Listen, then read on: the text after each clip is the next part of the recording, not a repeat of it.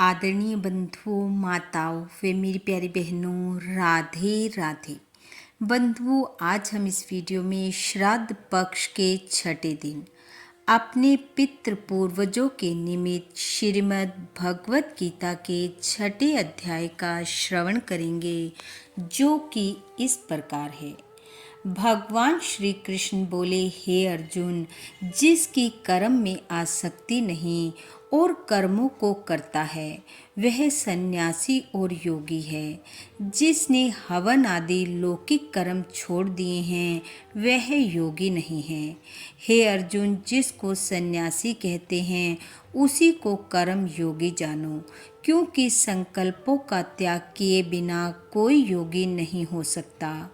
जो मुनि योग प्राप्ति की इच्छा रखते हैं, उनके लिए उनका साधन कर्म ही है, और उनके योगी होने पर उनका ज्ञान पूर्ण होने का साधन उनके चित्त का समाधान है। जब मनुष्य विषय और कर्मों की आसक्ति से छूट गया और वासनाओं को उसने त्याग दिया, उसी समय वह योगारूढ़ कहा जाता है। जिसने मन स्वाधीन कर लिया है, वह अपना हितकारी है। जिसने विवेक का त्याग किया है, वह स्वयं का शत्रु है। मन को जीतने वाले शांत स्वभाव मनुष्य की आत्मा शीत उष्ण सुख दुख मान और अपमान इनके होने पर भी अत्यंत स्थिर रहती है। जिसने ज्ञान विज्ञान से अंतःकरण को तृप्त कर लिया है, जो निर्विकार हो गया है, तथा जिसने अपनी इंद्रियों को वश में कर लिया है, जो मिट्टी पत्थर और सोने को एक जैसा समझता है, वही योगी कहलाता है। सहृदय मित्र शत्रु उदासीन द्वेषी मध्यस्थ द्वेष करने योग्य बंधु वर्ग साधु और पापी, इन सब में जो समान दृष्टि रखता है, वही श्रेष्ठ है। योगी पुरुष को मनन और आत्मा को अपने वश में करके वासनाओं और समस्त प्रपंचों को त्याग कर एकांत स्थान में पहले कुश, उसके ऊपर मृग आदि का चरम और उसके ऊपर वस्त्र बिछावे। स्थान ना तो बहुत ऊंचा हो, ना बहुत नीचा। उसी पर मन को एकाग्र करके चित्त और इंद्रियों को रोक कर बैठे। आत्म शुद्धि के लिए योग करे। शरीर मस्तक और गर्दन को सम करके अचल होकर स्थिर होवे और अपनी नाक के अग्रभाग को देखता हुआ सब दिशाओं से अपनी दृष्टि हटाए। भय रहित होकर शांत चित्त से ब्रह्मचर्य व्रत का पालन कर मन को रोककर मुझ में लीन हो मन को योग में लगावे। इस प्रकार मन को वश में करने वाले योगी को निरंतर योगाभ्यास करते रहने से मुझ में रहने वाली शांति प्राप्त हो जाती है। हे अर्जुन, जो अधिक भोजन करता है या अनेक दिन उपवास करता है, जो बहुत सोता है या जागता ही रहता है, उसको योग प्राप्त नहीं होता। जो उपयुक्त आहार और विहार करता है तथा कर्मों का योग रीति से पालन करता है तथा जो यथा समय सोता और जागता है, योग ऐसे पुरुष का दुख मिटा देता है। तब संयम को प्राप्त हुआ चित्त अपनी आत्मा में ही स्थिर हो जाता है, सब कामनाओं से निवृत्त हो जाता है। तभी योगी मोक्ष पद पा जाता है।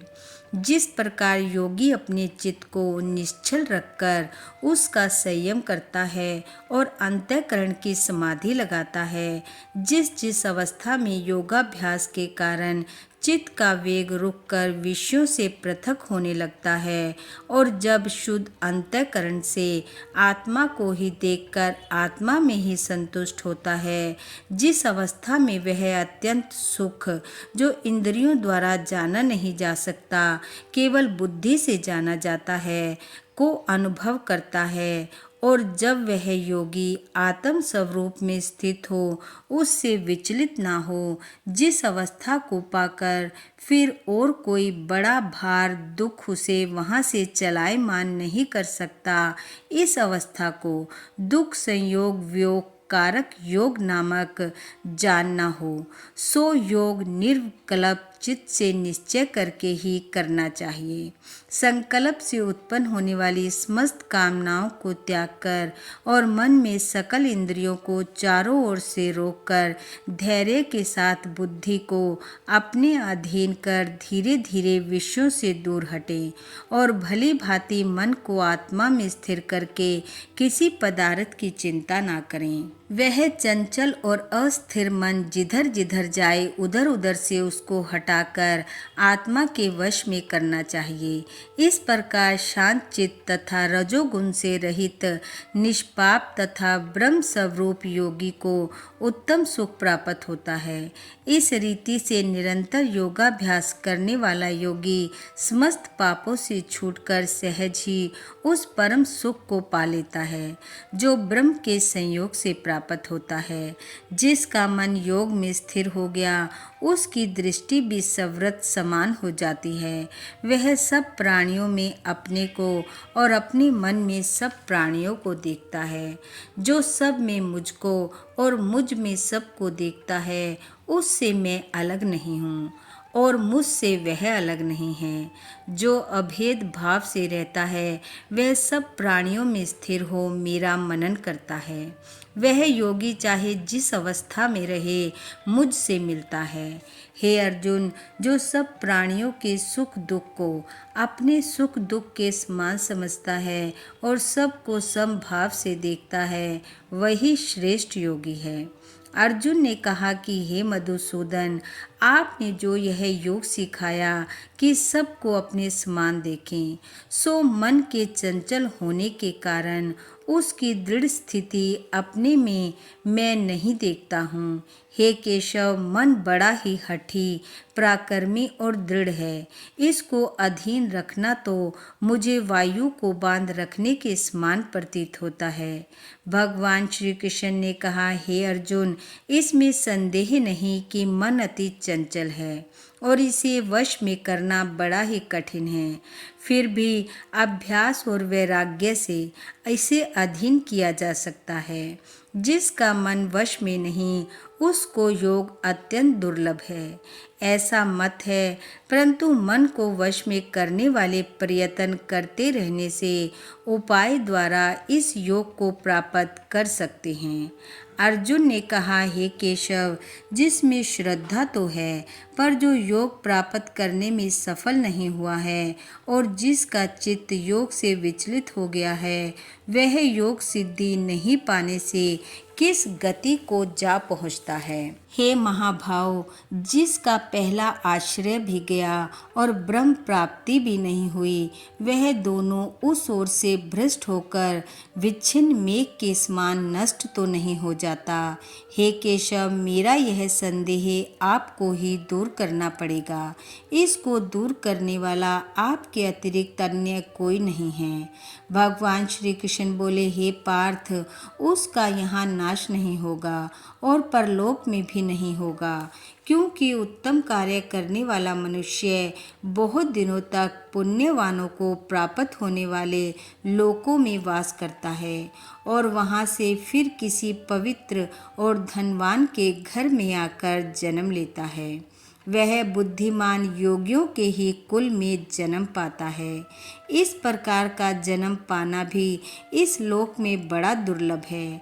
बड़े श्रम और यत्न से जो योगाभ्यास करता है वह पापों से शुद्ध होकर अनेक जन्मों में प्रसन्न परिश्रम करके सफल होता है और परम गति को पाता है।